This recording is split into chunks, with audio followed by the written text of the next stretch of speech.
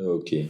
So bipolar disorder is a mental health condition or disorder. And bipolar disorder is classified or categorized as a mood disorder. So when someone experiences this, is it to be, noticed by the person himself or the people around him or her? It depends on something to do. We call it increase in goal, directed activities. Once you get things done, feel like he or she doesn't need to sleep, there's no need to rest, but it ends up becoming counterproductive. But when you go for this without rest, you're going to counterproductive, you're going to make mistakes. The thing about a condition being a disorder is that this symptom that you manifest tends to interfere or impair your functioning. Stigma is a major challenge. It's a major issue that militates against integration of people who have suffered from mental disorder and are even well and are supposed to get back to society. So in managing people who are suffering from mental disorders, we use an approach called biopsychosocial.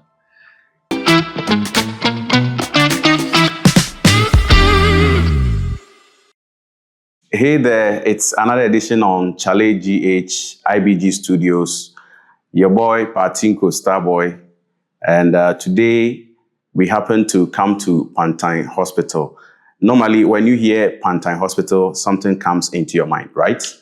Yes, we know of that, mystery. But today, we are here to find out what really Pantine Hospital is all about and to clear some sort of doubt that people have about this place. And to help us know all this is Dr. Yenus Maloo, who happens to be the director of this place. Doc, we greet you. Yes, thank you so much, Karim, and then welcome to Pantine Hospital, IBG Studios. All right, we are really happy that you gave us that warm reception. Really, we are very, very happy. Yes. And first of all, we would like to know more about Pantine Hospital. People have the perception about when you hear Pantine, there is that perception. We want to know about Pantine Hospital. So, thank you for that question and thank you for coming here. Pantine Hospital is a psychiatric hospital, or it's primarily a psychiatric hospital. It was commissioned in 1975 by General Ike Achampong. And we are 50 years this year. Over the years, we provided excellent mental health care services. And we are one of the 3 psychiatric hospitals in Ghana. Actually, I call Pantang Hospital as the biggest. And we don't only provide psychiatric services, we also provide general medical services. Amongst the psychiatric services that we provide general and OPD psychiatric consultations. We also have inpatient facilities to admit clients. We also have an occupational therapy unit. We also have a drug treatment and rehabilitation center. We provide clinical psychology services too. And at the general medical side, we have the dental unit, we have the eye clinic, we have the maternity unit. We also have a mortuary facility, and on and on. So Pantang Hospital is a big hospital, and we have done our part over the years in providing excellent mental health care services as well as general medical services. Okay. We really appreciate this information you've given us. When you talk to the ordinary Ghanaian, when he hears of Pantine, they normally think of only people with, if I would say, mental issues. And I'm happy you've made it clear that you deal with other issues, just that you specialize in, dealing with psychological issues.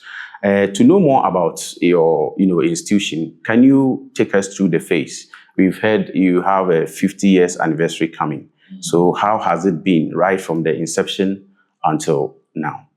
So, that's a good question. Our first president, the first president of Ghana, Osajifo, Dr. Kwame Nkrumah, he had the dream, the vision, the intention of creating 2 more psychiatric hospitals, in addition to Accra Psychiatric Hospital then, that's the asylum down. So he initiated the construction of 2 new hospitals. Unfortunately, it's the 66 school truncated those plans. But even before the 66 school, Anchor Hospital was completed, so he commissioned that one. But for Pantine, the plans for Pantine came to a halt because of the coup. However, in 1975, when General Aki Acheampong was the head of state, or when he became head of state in 72, he started plans to at least complete parts of the uncompleted structures that Nkrumah had said then, were not yet completed. And parts of it were completed, and then it was commissioned in 1975.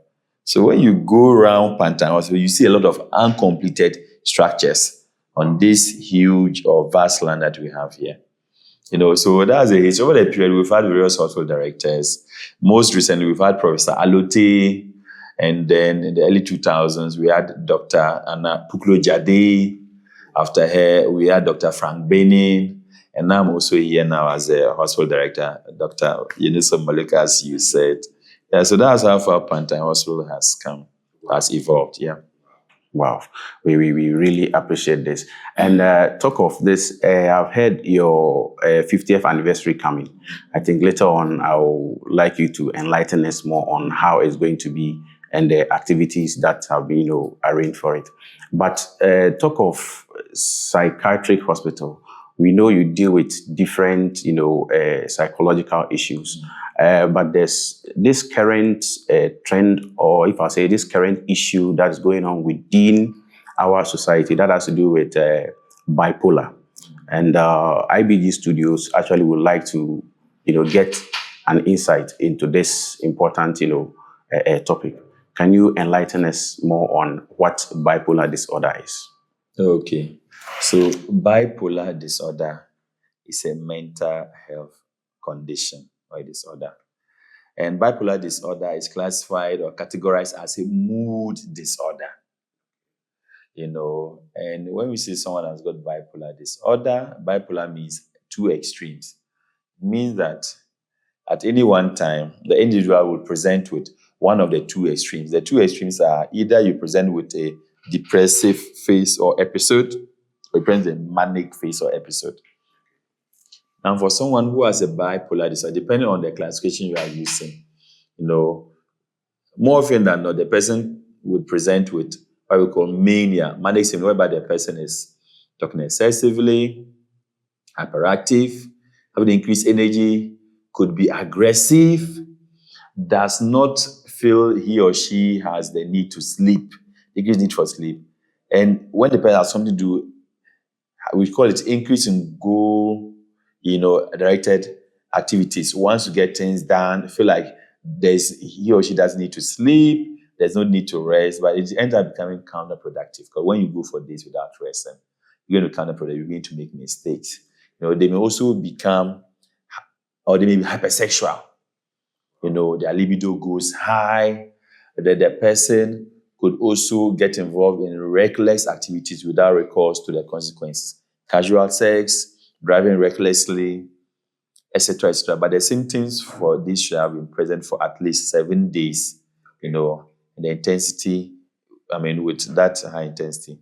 Okay, so the other extreme would be a depressive episode, whereby the person will be having feelings of sadness or not happy, may have decreased interest in things that previously made the person happy, would have suicidal ideas, would have sleep problems.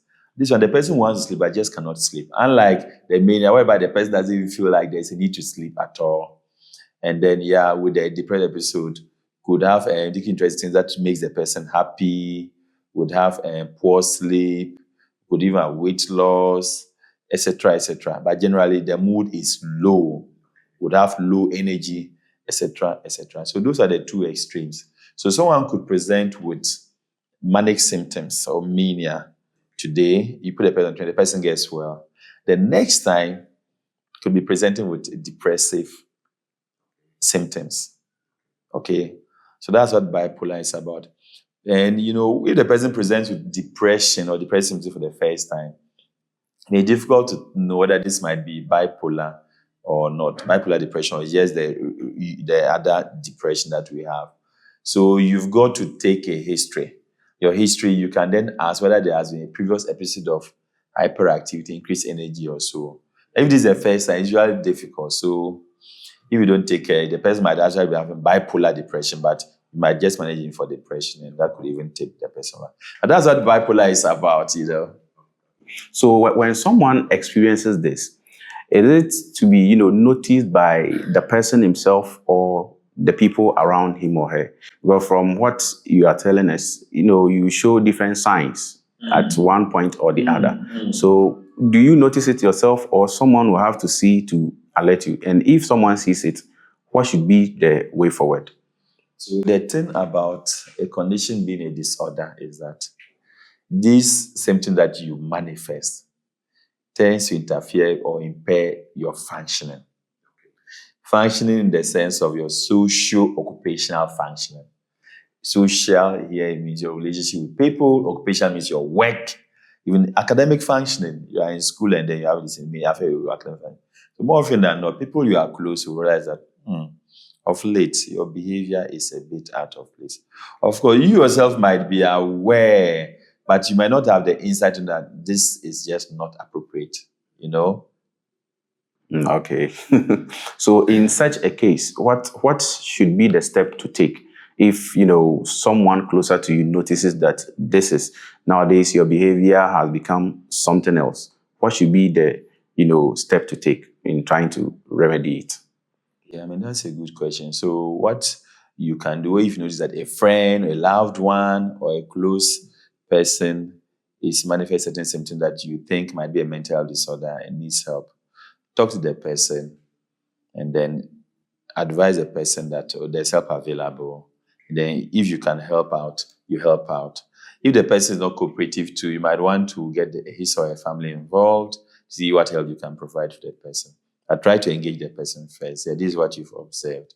If the person is aggressive, then you are better off engaging the family or getting the police or a mental health person involved to see what you can do for the person.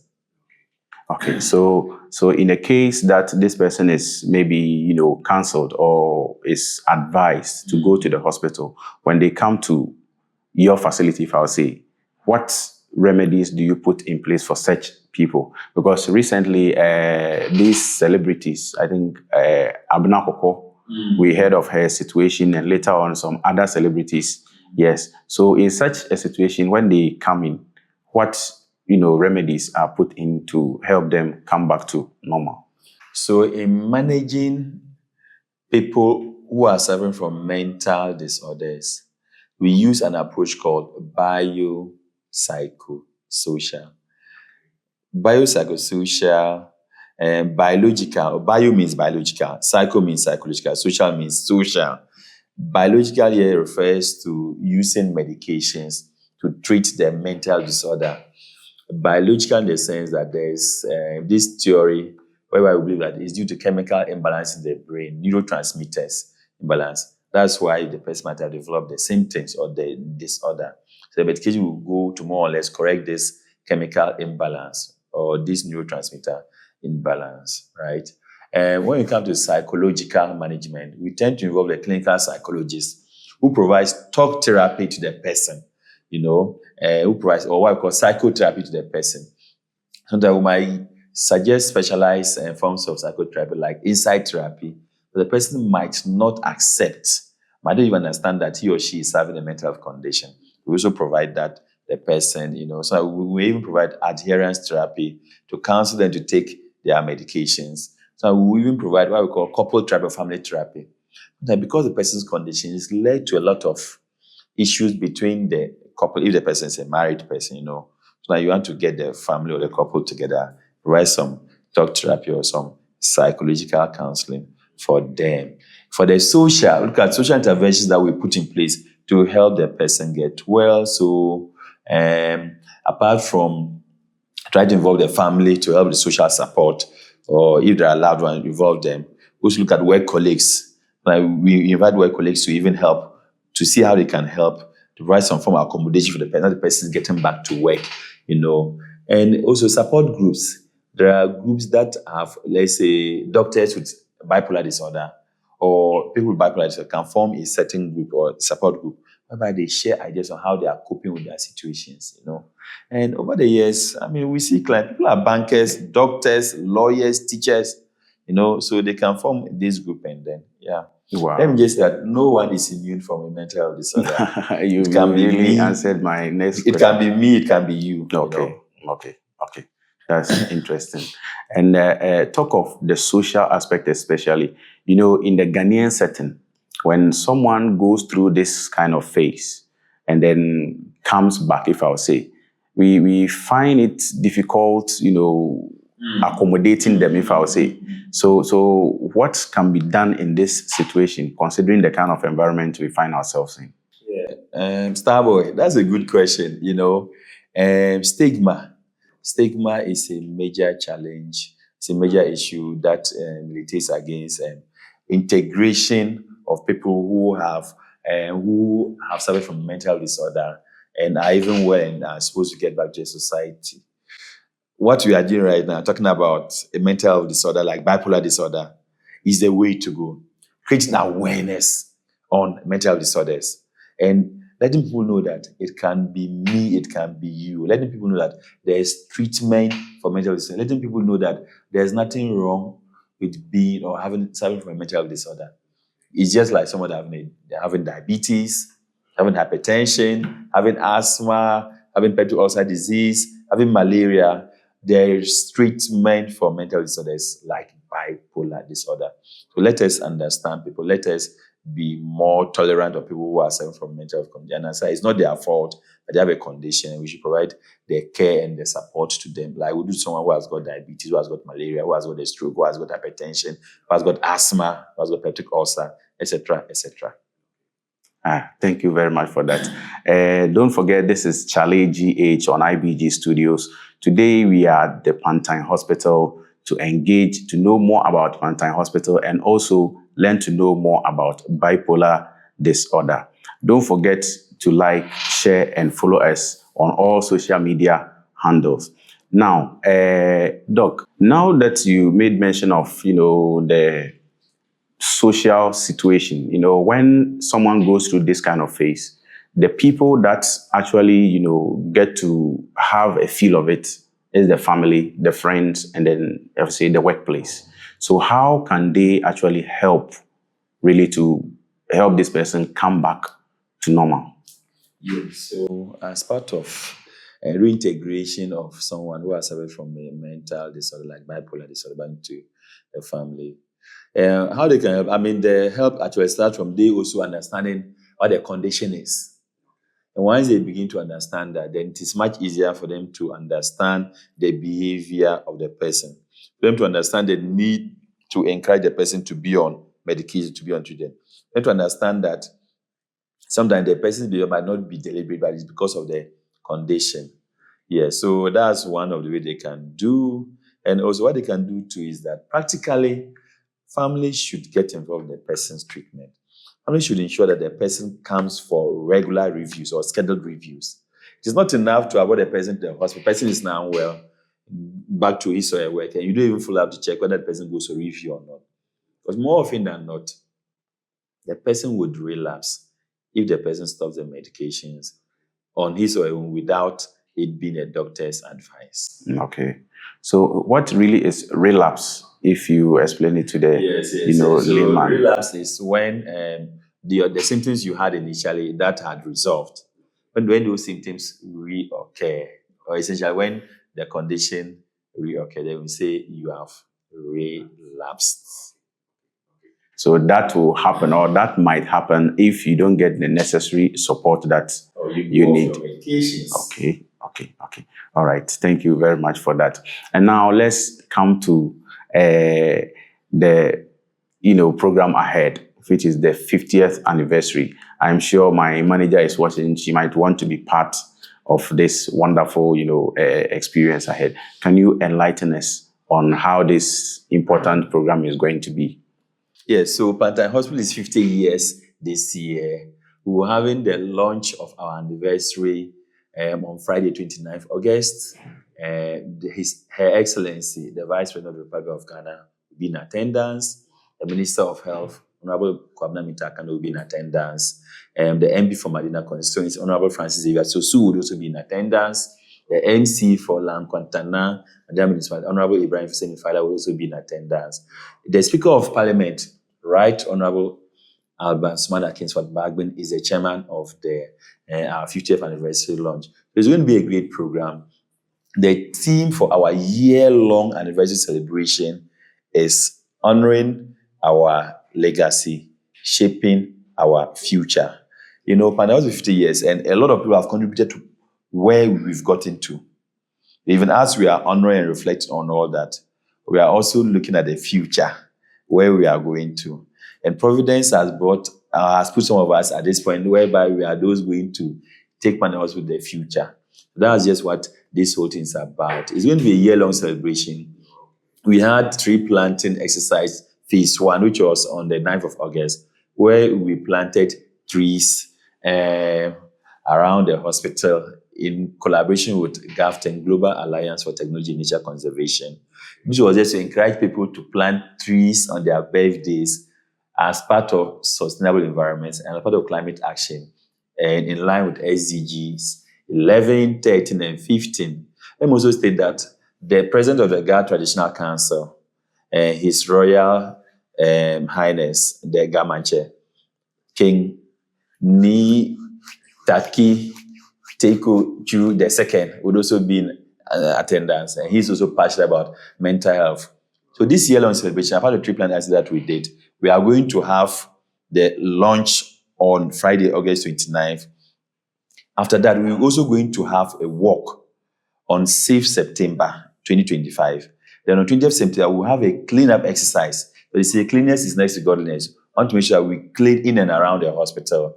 Then beyond that, we'll be having movie nights. We'll be having a public lecture. That will be early next year.